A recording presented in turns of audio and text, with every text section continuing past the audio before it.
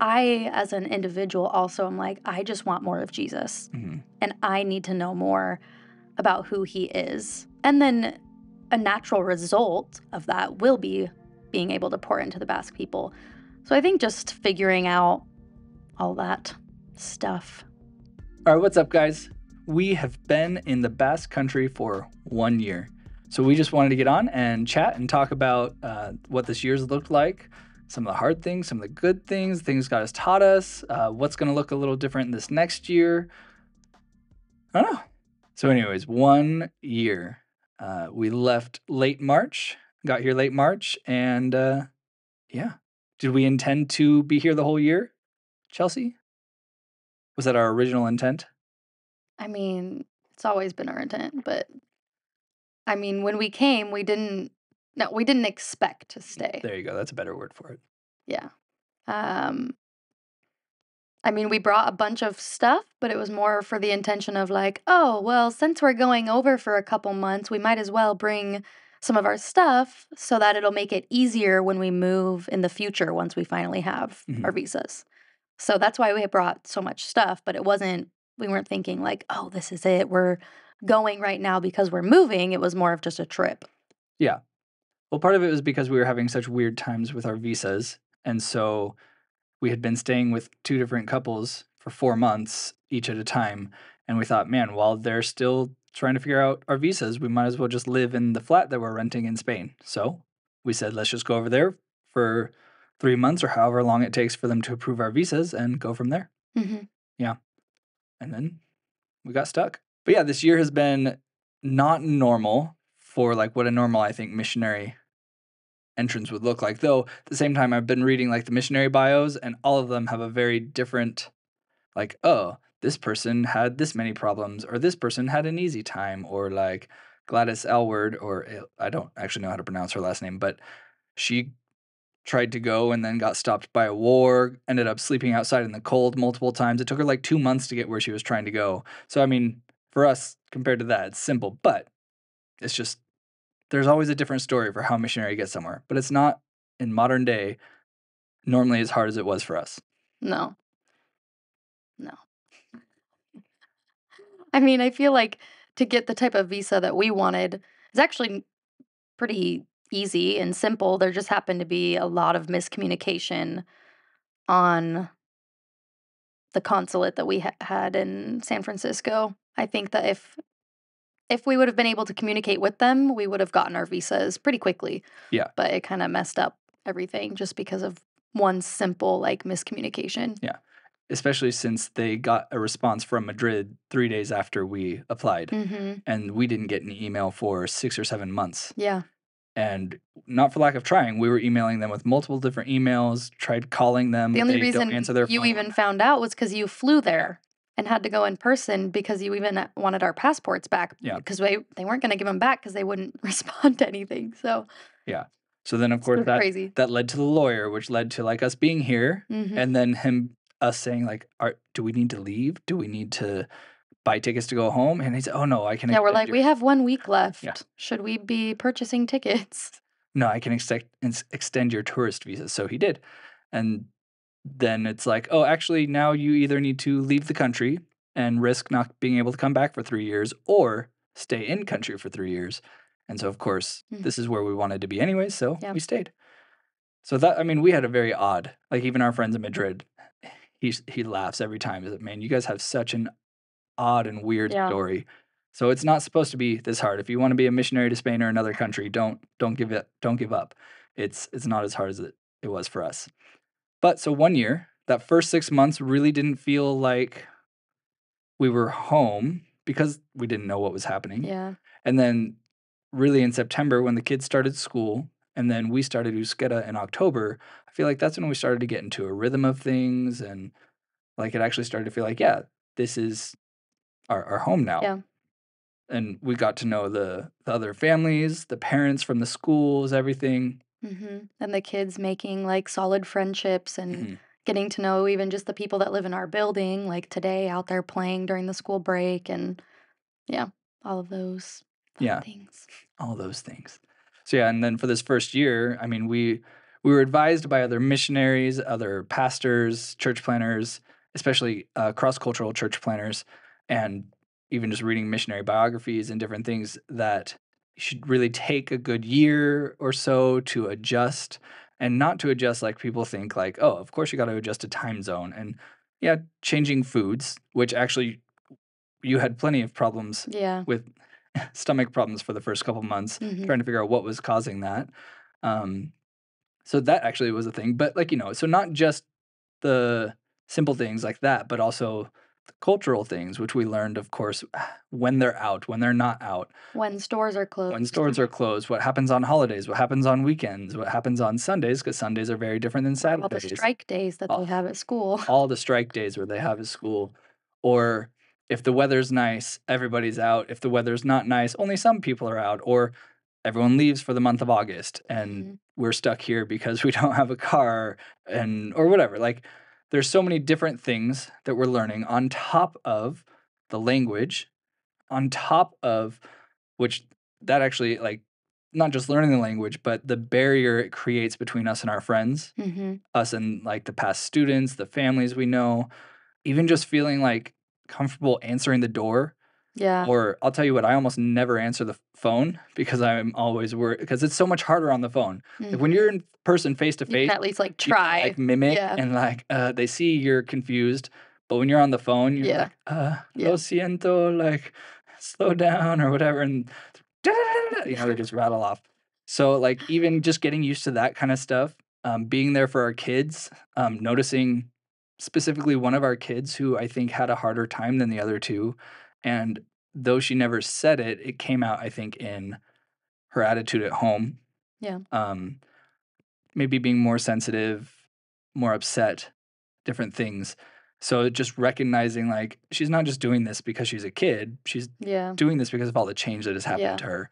And so in that first year, really being able to hit on those things. Mhm. But then we also use the first year our us being famous as an advantage, right? Yeah, so, I mean, I still laugh about it because when we first moved here, it was just really funny because being that it's such a small town, every single person, I feel like, knew that the American family had just moved, and I think a lot of it is because they were, for one, so curious as to why would you move to Bergata? Because out of all of the cities in Spain that an American family would move to, this is not it, like, far from it, and so I think it was just so funny, but using that because then that's how we got to know so many people, um, hearing us speak English, and then again, word of mouth, just like everyone's like, I mean, your flip-flops people are looking at. Always, always. So, I don't know. I think it was easy, I think, to a degree, to get to know people because we stuck out like such a sore thumb too, like, I think for so yours and my personalities, yeah. Because we're well, mine more than yours even, but because I go for it, I jump in, I start talking to people yeah. like, "Oh, you're gonna stare at my shoes? I'm gonna smile at you and say hi or something." Yeah, but I feel like a lot of people wanted to talk to us because they Sure. were curious why we were here, and if Yeah. not talk to us, we definitely got a lot of looks Yeah, yeah. just because, again, they're just so curious And even why we're here. our friends saying like, "Oh, I had some other people ask about the Americans," and I was like, "Oh, I know them." Or one of the Mhm, students said her teacher was talking about the Americans, but she didn't mhm. want them to know that we knew that her or Yeah. something, because she wanted to keep us to herself. So, yeah, it's definitely a like, I would actually say the majority of our connection, maybe not our deepest connections, but the majority of our friendships now actually came outside of the program. Yeah, just in natural ways. In natural ways, Yeah. being at the kids' schools, going to the same shops, going Mhm. to Peggy's and or whatever, it just and then even those ones hearing us practice euskera and seeing the progression and everything. Now, the students and the families, I'm not belittling that, I think that is one of the most important things that's happening as the students going to be hosted, everything, because that actually brings a quicker and deeper Yeah. relationship than we have with just kinda everybody else. And I think it also just helped with our reputation too, Yeah. because there's families that were already here who know us Yeah, yeah. and trust us, and so everyone else kinda Yeah. it's like, "Oh, okay." Well, and some of those people became, like, really helpful. Mhm. Like, I mean, 2 specifically that can think of, but I don't wanna I don't know how they feel about being thrown out, but specifically 2 people who have just helped us, or maybe even 3 or 4, just offering to help with questions, offering to go to the doctor with you, Yeah. offering to help buy this or this or this, or take me places or take us places or whatever. So, it's been a really cool combination of the use of all the relationships we have had and then the new ones that God is bringing us, which of course, then I'm like, I can't know this many people. Yeah.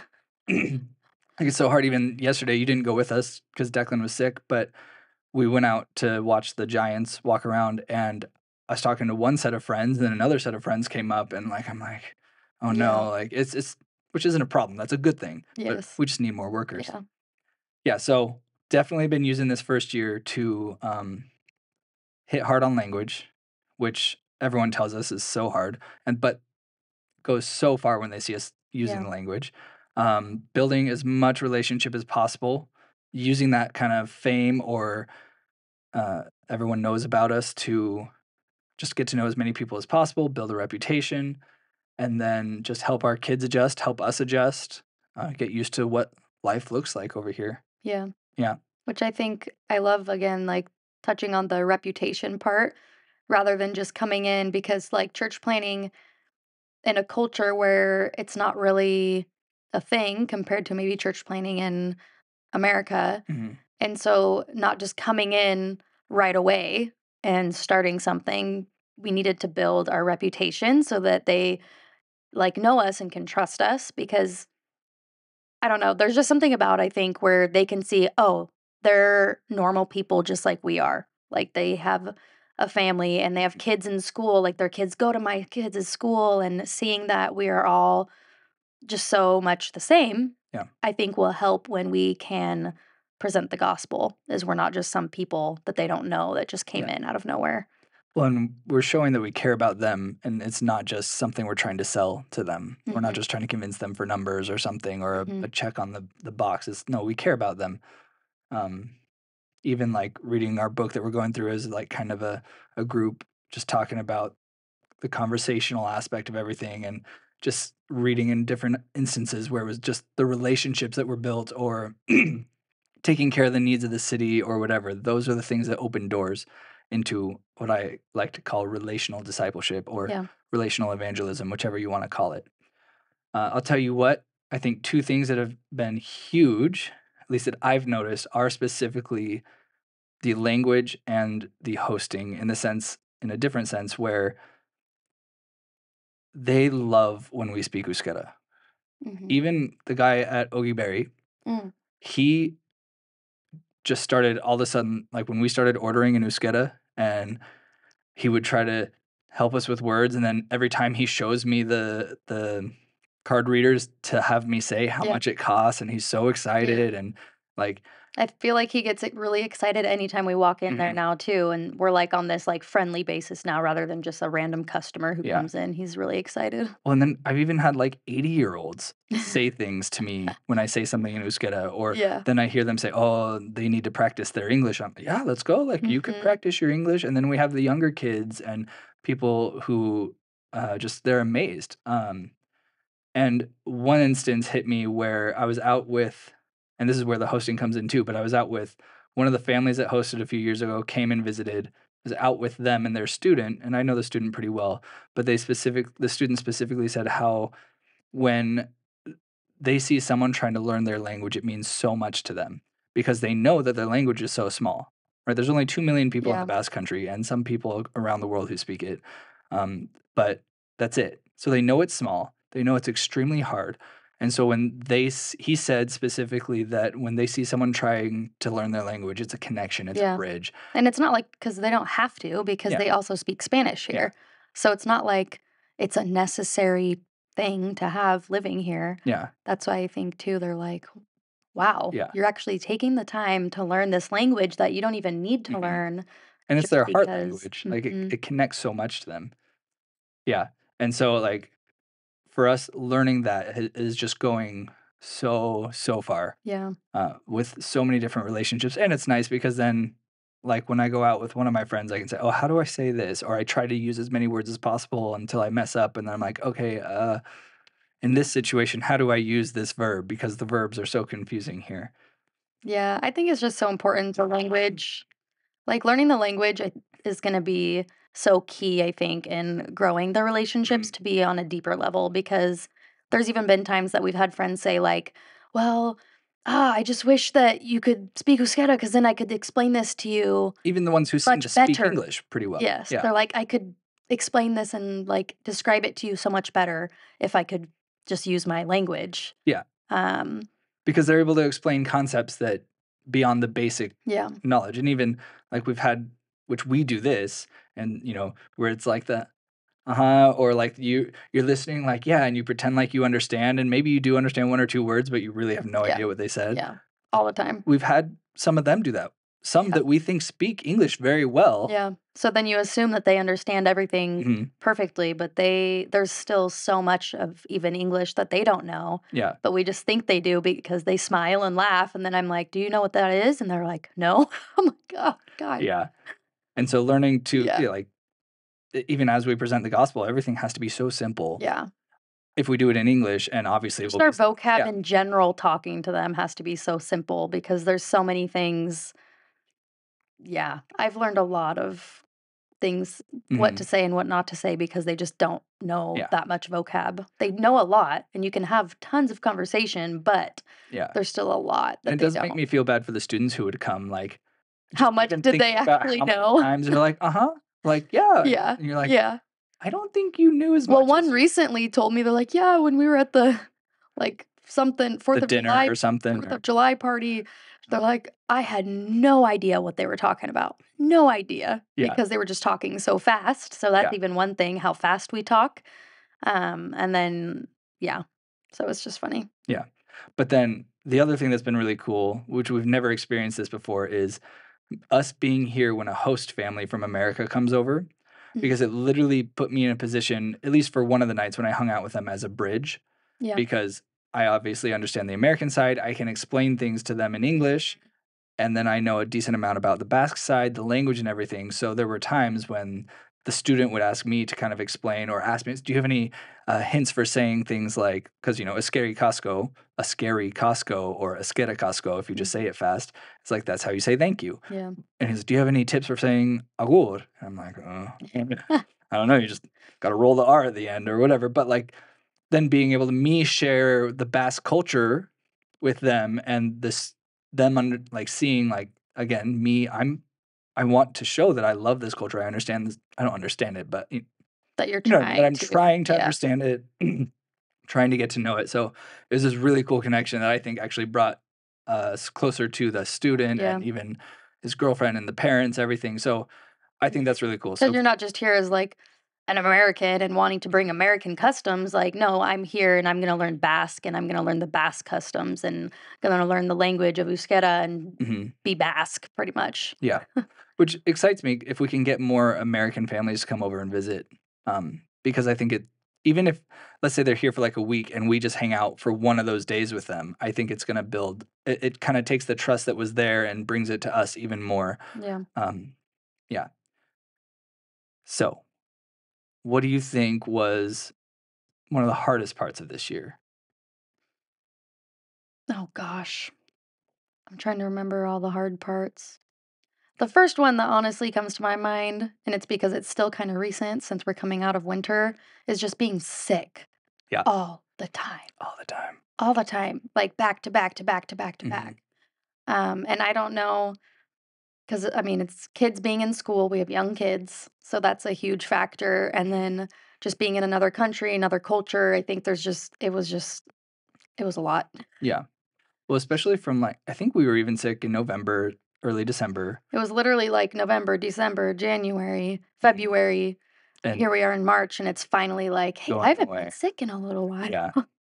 I mean, we had pink eye, the flu, all of us had the flu at the same time. That was fun. Um, Yeah, at the same time, that was yeah. weird, I forgot about that. Because normally, like, one of the kids would get sick, so then in a couple days, the others catch it, and then we would maybe catch it too, but all of us, all 5 were sick at the exact same time with, like, fevers, like Yeah. And oh, missing man. school for the kids isn't so much a big deal, but for No. us, missing Euskera, if you miss 1 or 2 days of Euskera, you could miss a whole concept. Yeah. Especially because, like, there's no, like, "Oh, here's what I learned. Here's an overview of what we went over this day." It's just like, you Mhm. jump back in. So it Yeah. can feel really, discouraging to Yes. just, "I don't know what's happening." Yes. Like, there were so many times you're like, "I'm gonna be so far behind." Yep. Yeah, I think for me, that was the hardest thing is, being sick, and then for me, it was the desire to go out and be with the people and to be experiencing things and learning and going to class and everything, but the need to stay home and rest. Yeah. Like, I don't think I took the time to really say, okay, no, I'm going to take 4 days or 2 days or whatever to really just knock this out, get good rest, whatever. Yeah. Like, it was always like, oh, there's something happening tonight. So let's go. I'll just have a bunch of Mhm. cough drops. Yeah, I'll go to class. I mean, and yeah, I would miss certain things here and there, but it was pretty much still just go, go, Yeah. go. Other than I didn't go to basketball, basketball because that would have killed me. But still, going out with other friends, going to dinner, going to Yeah. a football match if I could or something. Yeah. Yeah, I feel like our days are pretty busy, except for the very beginning of the week. Like Yeah, like, Mondays and Tuesdays are a little chill, and then all of a sudden Wednesday comes, and then you're like, "Uh-oh, mhm, ready to kick yeah, into high gear because Thursday, Friday, Saturday, Sunday is coming," and those days are mhm, just busy. yeah. Yeah. So I think being sick was even more frustrating and discouraging than the whole visa thing Yes. because it's like, "Oh, we're finally here, and now you can't go Oh, anywhere we have to because you stay just home. stay home," or "Who's gonna stay home today, you or me?" Or, Yeah. like, trying to get a hold of the doctor, but them not answering on certain days or And again, not speaking the language, so then the times that I do call and it's like an automated thing, and I'm like, "I don't know what they're saying. I don't know what button to push or when to call back," or or our yeah. urgent care is, like, an hour away. Yeah. So unless we want an appointment in 2 weeks, we have to go to urgent care, or the complication of getting on the public healthcare with our situation is just very Yeah. odd. So I think that's kinda been some of the hardest, most frustrating Yes. things. Yeah. Um, Another thing that frustrates me is the language where you feel like you just wanna have a basic conversation with someone. Like, when we go to certain coffee shops and this person doesn't speak Euskera, and for me, I do a little bit of Spanish every day, but not nearly as Mhm. much, so it's, like, not really going anywhere, and so I go to the Spanish speaking ones, and I'm like, "Oh, I still feel like an idiot in front of you." That's Yeah. frustrating because, again, I just wanna be able to talk to them, Mhm. but they don't speak Euskera. Because whether they're either from like, some of them are from I mean, we have immigrants from Bulgaria, from Arab countries, from North Africa, I from, mean, like, even in our SCETA class alone, we have pretty much quite a everybody except variety for of one, Mhm. I think, is from another part of the country or the world, so, Yeah. yeah. So it's just, like, those little things where, like, sure, we have plenty of people we can speak to in English. Always whipping out the phone, Yeah, but Google Google Translate. Translate and really trying to connect with those people because the reality is the majority of them don't speak English or they don't feel comfortable with it, and Yeah. even if they did, to reach them in what is their language is Yeah. gonna be better. What do you think was easier than you thought it was gonna be? School for the kids. We made a video about that. A little bit. You cried. Yes, I definitely cried, like, it was hard to send them to school, but, like, overall, in general, looking at the entire year so Mhm, far, it has been so easy because the kids love it.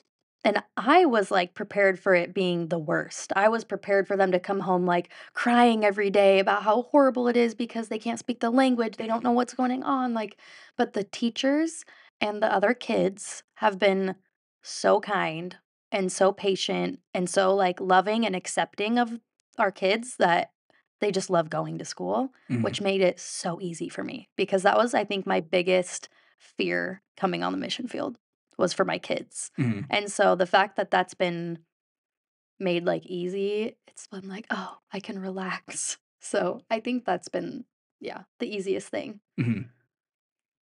I Yeah, yeah. I think I was just thinking about this, that connecting with the people outside of the program Mhm. has surprised me how easy that's been, Yeah. because normally all of our relationship before has just been amazing through the program, and even we've been told that the Basque people can be standoffish, and I think they can be, even against certain cultures and things, and they do like to keep to their own. They're very proud of their Basque culture, but they seem to be very curious and even interested, especially again, I think part of it is because of us learning the language and doing other things, but I've just been amazed as to how kind they can be very quickly. Yeah.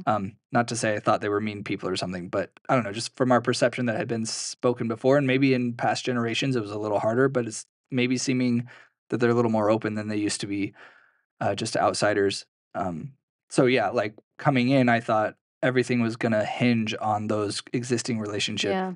and even all the new relationships would come from those. But the fact that most of our new relationships came from just us meeting people in the streets, Yeah. that was, yeah, easier than I thought it was gonna be. What do you think one thing that God has taught you is?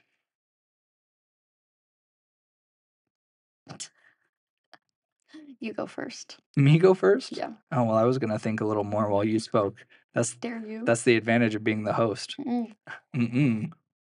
These are not the That's when droids I you're looking pass it for. off to you. Is that Oh, what this was? These are not the droids you're looking for? No? Okay.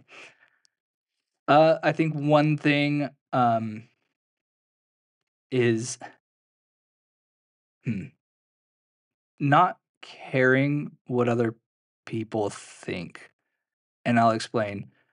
Not in the sense of, like, my reputation among them or if they think I'm cool or not, but there are times where there are things we maybe don't post or things we don't say or even worrying about, are we posting enough? Should we post more? Should we say this more? Um, do we need to send out more emails, more things? and you're talking about for like supporters or I mean, people back home? probably more for people back home. Here too as well, where it's like I just have to not care and just go for it and like, yep, here's what I'm here to do, or like, yeah, can I Mm. talk about Jesus a little more or Yeah. whatever. But yeah, I think for a while, and even still we are, but like as missionaries, we have this pressure of like we're here trying to do the thing God has called us to do, but also it is part of our job to connect with our supporters, our family, everyone, and that's not a bad thing, but it's just hard sometimes to juggle that, and there's just this pressure of, "Am I doing enough? Yeah. Or am I doing too little? Or am I doing too much? Am I saying too much? Am I annoying people by posting too much? Am I not getting sending out enough emails for people to be And then, like, interested?" you're saying, if what I post online, if a Basque person sees it, is it Mhm. gonna be Offensive, yeah. or are they gonna think that So there's, that's like, not 2 true? sides of Oh, I'm yeah. posting because of people back home, but I also need to be careful about what I'm posting, but I also need to Yeah. communicate. And so I think for me, like, is just to do what we're doing, post when we can, share when we can, and trust him with it. And then, yeah, his timing, because there was something like that, like we had to wait till the end of the month for something, and just to like when we got the notification that it didn't happen, and you're just like that specific thing Mhm. kind of caught me off guard and crushed me. And God just said, "Well, I want you to pray about this more with me. I want you to talk about it more with me." So just relying on him, for our needs, even. Yeah. I don't know, I feel like I've learned a lot at different parts throughout this last year, but the one that's just the most recent that has to do with the entire year as well as this next upcoming year, Sarah and I were discussing just about like what it looks like to present the gospel here. And we talked a lot about ourselves and how important it is that we ourselves reflect and remember why we believe what we believe so that we can share it with others. Because I think for so long, you're almost like out of practice. I feel like when I lived in America, I was just surrounded by other Christians all the time. All of my friends were Christian, all the people I saw were Christian. And I was a stay at home mom. So it's not like I had coworkers that I was interacting with. Like I Mhm. didn't see any non believers. And so you tend to like, even though you know all the answers to the gospel, and it just becomes this repetitive thing that you know but, Because you know. like yeah, but actually letting it affect you Mhm. and realizing it, because there's I wish I had it on my phone, the scripture in First Peter that it talks about to always be prepared to give, like, a defense or an answer for the hope that you have. Like, if someone is asking me, like, "Why do you have this hope? Like, why should I want this?" Mhm. Like, being able to answer that. And I Not just think because, well, the Bible says, yeah, no, and, because I've like, for experienced me this. and I think getting refreshed on that, and I think all of us, like, have agreed and talked about stripping away everything and starting back from, like, just ground zero with the scriptures, because so many things that we've learned have, yes, been a lot of things biblical, but a lot of things also just tradition from our own culture in America, and trying to figure out, okay, what's actually biblical and what was cultural, because their culture here is so different. Mhm. And so I think honestly, it's been a lot of just like trying to build our own relationship with the Lord back as well. Not always just like, oh, we need to focus on the Basque people, the Basque people, the Basque people. But it's like, well, I, as an individual, also am like, I just want more of Jesus. Mhm. And I need to know more about who he is. And then a natural result of that will be being able to pour into the Basque people. So I think just figuring out all that stuff. Loving Jesus more Yeah. Yep. answers Jesus. All right, so that's this last year, and obviously a lot has happened, and we could go on for hours talking about this last year. So then, how is this next year going to look different? Oh, Uh, you're asking me no, no, that? no. Oh, I think specifically, one thing I'm excited for is we for sure have 2 teams that are yeah. planning on coming, It um, makes me nervous. potentially 3. One of them had to kind of adjust, and they're trying to see if they can still bring a small team. Either way, the missions pastor at that church is going to come, he says. But yeah, we have a team coming in the end of June, and we're working on trying to connect them, and they're gonna do swing dancing, and they're gonna Yeah. teach people how to swing dance. Which at first I was like, I don't know, like we'll see. But then one of our friends was like, "Oh, that's so cool, because it's boring to live here." Like she literally Yeah. told us it's boring to live in this place, Yes. and so I But think, they love dancing. yeah, they like dancing, They they love love dancing here, music, so and so if it's just something new that they're like, "Oh, I'll go yeah. see what this is," and so that's really cool. And then, just excited. But yeah, it's gonna be very different than just us being here. So wait a Yeah. second, why are these 20 Americans here? Oh, And yes. to make sure that we're trying to connect and like do something that's beneficial to the city, not just what's beneficial to us or Mhm. something. And then another team potentially in early July, and then another team hopefully in like November or December, which I think is going to be cool because they'll be here during the school year and we Yeah. can actually connect with the schools and help practice English and things. And the other teams will probably do a lot of that too. But that's going to be one of the biggest changes is having teams come support us, which is really Yeah. cool. Um, I still think that's gonna be changing, like, everything. mhm, That's why, like, you're alway like, I'm excited. I'm excited, but also, like, so nervous, mainly because of the unknown of, like, this could literally change everything. mhm, Because the first year was slower, and it was building a lot of relationship, and having teams come, though, is gonna, like it's just gonna amp up mhm. the ministry side of things, Yeah. which is a scary thing, but also a really cool thing. But it's gonna change the entire atmosphere because, like you said, like, everyone knew that the American family was here. Even more so, they're gonna see and know if there's 20 Mhm. Americans from some church visiting. They're gonna be, Yeah. "What in the world is happening?" But even that is a really cool opportunity because when we have had friends visit, like one of our friends said, he said, "Man, you have a lot of people that come to see you." Or the other person was just amazed, and we were able to talk about, like, honestly, that's because of the church and the connection and the fellowship that it brings that people want to come encourage us. And Yeah. so even those were opportunities, like, Mm. to show the church caring for us or our friends caring for us so deeply to come across the world Yeah. for us. Um, but yeah, it is cool because even the guy helping one of my friends helping with the trip in December, November ish, he said, honestly, what's cool about short term teams is they can say things that you can't say Mhm.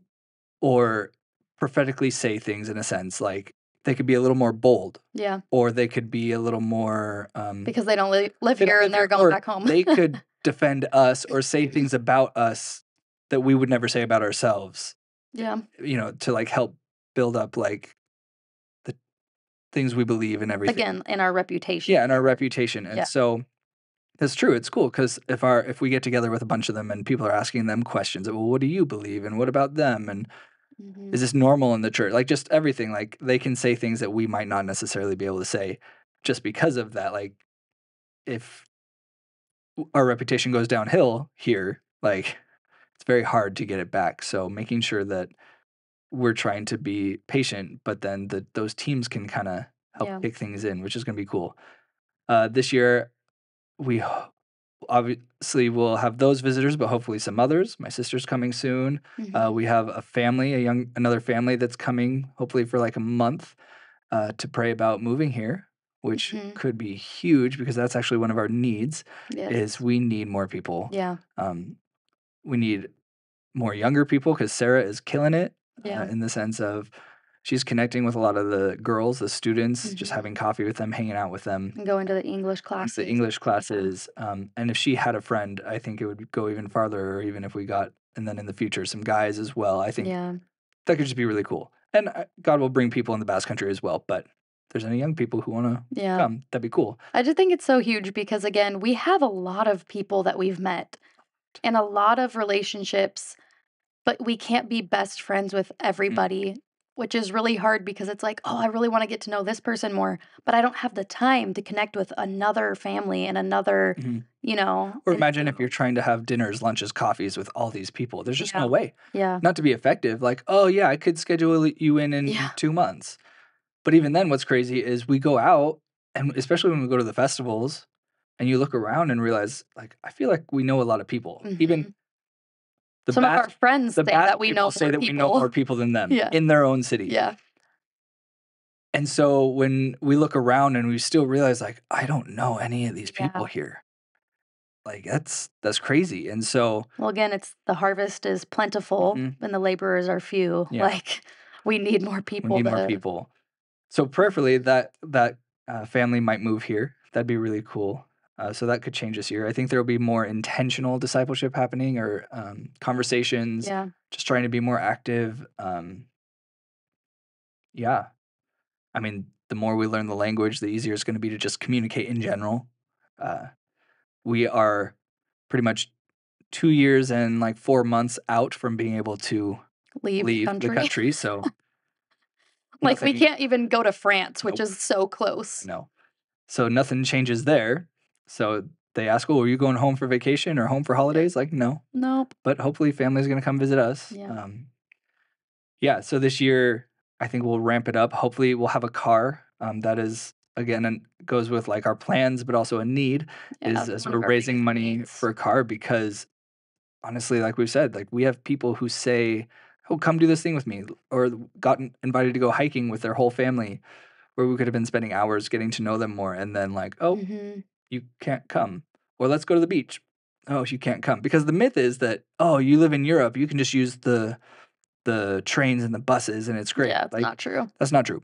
It's true in between big cities. Mhm. Even the trains, Yeah. like, they only go to certain cities. Buses, same thing. Like, or it'd be like, oh, yeah, you can get there by bus, but it's going to take I you mean, 5 hours instead yeah, of and two. of course it's cheap to travel from, like, here to, like, other places in Europe Mhm. compared to Yeah, America absolutely. flying to those places. Once you're in Europe, yes, it's cheaper, but it doesn't mean it's easier for Yeah. those who live here. Like, our friends have told us, "Oh, you need a We've car." had multiple people tell us we need a car. Especially they're like, "Yeah, unless you just wanna stay in Bergata the whole time because there's so many places that you cannot get to by bus." Yeah. And again, like, sure, that's only if we wanna go visit those places, but when we have people actively Yeah, saying, "Come hang out with us, yeah. come camping," and by camping, they mean glamping, but, "Come camping with us, come to the beach with us, come Well, hiking with especially us," like we didn't really hit on it too much, but again, we mentioned how small Bergata is. And there's nothing to do here, yeah. like nothing. So, every weekend, especially when the weather is nice, everyone leaves on the weekends. Mhm, I remember even Saturdays during the school year when the weather was still nice, Saturdays were empty. mhm. And then obviously the summertime, people are gone all the time. And then you hit August and nobody is Nobody's here. here, yeah. And so they are always gone. And if we wanna be able to continue, like, building those relationships, then we need to go with them Mhm. when they're gone, but it's very complicated when everyone's driving places and we're like, "Oh, we can't," and it's also really hard taking kids On the bus. on Yeah. buses. Yeah, so Yeah. I think this year is gonna ramp up. we're getting more used to it. People are coming, things are going to happen, praying for the Holy Spirit to move everything. That kind of also hit on our needs. Most of them, I mean, I think switching organizations, we may have lost a couple of donors. Yeah. And so, having to trust in God and kind of seek out more people and just even to pay for our monthly bills. Yeah. Because we were never making like above and beyond what we needed. We were kind of always around Yeah. that number of what we needed just to live. Mhm. So that's going to be, just a need. But yeah. Mhm. So we need prayer for more people, prayer for language Mhm. for sure. Which is funny. These prayer requests seem to never change, but they're always Yeah. so true. Yeah. Um, funds for a car, funds just monthly. Yeah. Um, and then, yeah, just boldness as we continue to get to know people and come visit. We need people to come visit. Families that have hosted, come visit. Friends, whoever, come visit. Mhm. Like, it's always exciting because it's more conversational. Yeah. Like, we can just bring them out to meet more people, go to different English classes, whatever. Like, there's things that we can do because people visit that we can't just do on a regular basis. Mhm. And it's really encouraging for our kids as well. Yes. Yeah. All right. I think we'll do this more. I like it. But that's been our year, and I don't know what to say. That's been our year. There's a lot of stories in there that we didn't even talk about, a lot of things we Yeah. didn't hit on, but have things been hard? Absolutely. Mhm. Have some things been easy? Yeah. Has God been good? Absolutely. Has there been a lot of spiritual attack, physical spiritual attack Yeah. even? Yeah. But God is still good. So we just take it one day at a time. Poliki poliki. Mhm. Yeah. So thanks, guys, for checking in. See you guys later. Bye.